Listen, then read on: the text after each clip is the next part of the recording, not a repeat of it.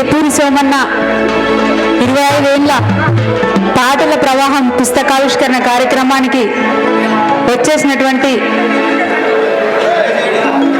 వేదిక కింద కూర్చున్న అన్నలకి, నా తోటి ఆడబిడ్డలకి, తమ్ముళ్ళకి, అదేవిధంగా వేదిక పైన కూర్చున్నటువంటి పెద్దలు, గౌరవనీయులు, అందరూ ప్రేమగా ఆప్యాయతగా పిలుచుకునే రాజన్న, అదేవిధంగా చాలామంది కవులు, కళాకారులు అందరూ కూడా ఉన్నారు. మా అక్కుని, స్వర్ణక్క, నరసన్న, మల్లికక్క, విజయక్క, చాలామంది వచ్చారు. అందరికీ కూడా నాతోటి కళాకారులందరికీ నేను శిరస్సు వంచి కళాభివందనలు తెలియజేస్తున్నా. ఇందాక నేను వచ్చినప్పటికీ స్వర్ణక్క మాట్లాడుతుంది, అక్క మాటలు విన్నా. చాలా ఆవేదనతోని, చాలా ప్రేమతోని మాట్లాడిన అక్క. నేను కూడా అవే మాటల్ని మళ్ళీ రిపీట్ చేద్దామని, నిజంగా నాకు 2005-06లో సోమన్నతో పరిచయం. నాకు నిజామాబాద్ మాది. నిజామాబాద్లో అన్న నేను మాట్లాడతా ఒక 2 నిమిషాలు. 2005-06లో అన్నతో నాకు పరిచయం. అంబేద్కర్ విగ్రహావిష్కరణకు వస్తే అన్న బహుజన యుద్ధ నౌక ఏపూరి సోమన్న అంటే చూడడానికి పోయినా, పాట పాడడానికి కాదు. అప్పుడు అన్నం చూడడానికి పోయినా, చిన్నగా ఉన్నప్పుడు, నేను 10th అయిపోయింది అప్పుడేనా అది. అప్పటి నుంచి ఇప్పటి వరకు అదే ప్రేమ, ఆప్యాయత, అనుబంధం. సోమన్న గురించి ఒక్క మాటలో చెప్పాలంటే, సోమన్న నియతగల్లోడు, ప్రేమగల్లోడు. అదే ప్రేమ ఇన్నేళ్ల నుంచి నేను అదే ప్రేమని, అదే ఆప్యాయతని చూస్తుంటా. అన్న కన్నీళ్ళు పెడుతుంటే నాకు చాలా బాధ అనిపించింది. అన్న అక్క చెప్పినట్టు, పుష్పలీల అక్క చెప్పినట్టు, నువ్వు కన్నీళ్లు పెట్టించే రకం కాదు, కన్నీళ్లు పెట్టించాలా, ఏడవద్దు, ఏడిపియాలా.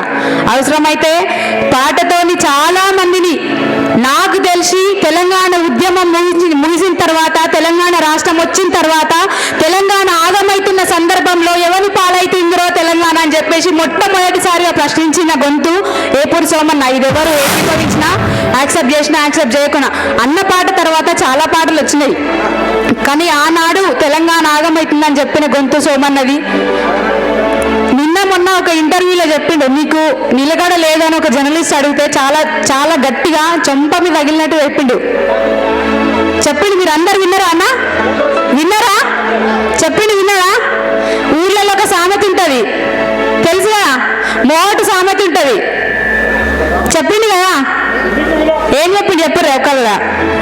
మీరే చెప్పాలి, ఎవరు చెప్పారు, ఏమని చెప్పిండు?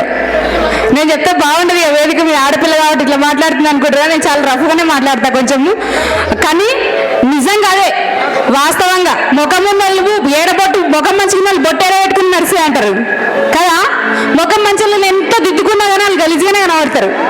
అట్లనే ఉంటుంది. సోమన్న చాలా ముక్కుసూటిగా మాట్లాడతాడు. కానీ ఇందాక స్టాలిన్ అన్న చెప్పినట్టు రాబోయే రోజుల్లో అన్నని గాయకుడిగా, రచయితగా, కవి గాయకుడిగా చూసినాము, నాయకుడిగా చూడాలని అందరం ఒక్కసారి ఏపూరి సోమన్నకి అందరూ ఒకసారి చప్పట్లు కొట్టి సోమన్న నాయకత్వం అనే రోజు మనకు రావాలి ఖచ్చితంగా.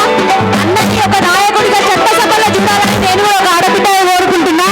తెలంగాణ ఉద్యమంలో చాలా గొప్ప పాటలు నేను అనేక వేదికల మీద వాడిన. పోరు సాగుతుంది కొడుక తెలంగాణ, పోరు సాగుతుంది బిడ్డ, పోరు సాగుతుంది కొడుక తెలంగాణ, పోరు సాగుతుంది బిడ్డ, పోరు సాగుతుంది కొడుక తెలంగాణ, పోరు సాగుతుంది బిడ్డ, పోరు సాగుతుంది కొడుక తెలంగాణ, పోరు సాగుతుంది బిడ్డ. పై రాగాల రాసులై, పై రాగాల రాసులై, పై రాగాల రాసులై, చూడున్నారా తెలంగాణ పల్ల వంచుకొని, తెలంగాణ పల్ల వంచుకొని, తెలంగాణ నామ సాగుతుంది కొడగా, సాగుతుంది బిడ్డ, బోరు సాగుతుంది కొడుక, బోరు సాగుతుంది కొడుక తెలంగాణ, బోరు సాగుతుంది బిడ్డ, బోరు సాగుతుంది కొడుక తెలంగాణ, బోరు సాగుతుంది బిడ్డ.